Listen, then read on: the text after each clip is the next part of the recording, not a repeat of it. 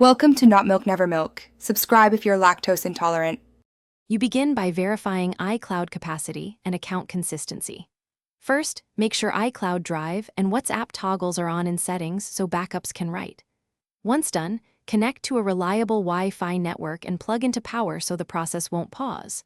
Now open WhatsApp, go to Settings Chats Chat Backup and tap Backup.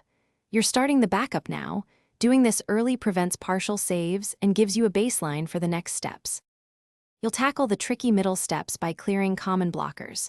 If backup fails, force quit WhatsApp and reboot your iPhone.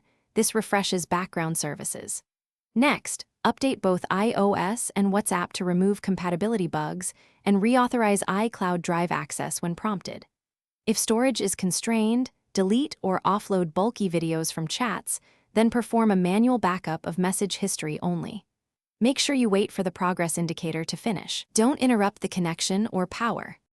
You complete the process by confirming success and validating integrity.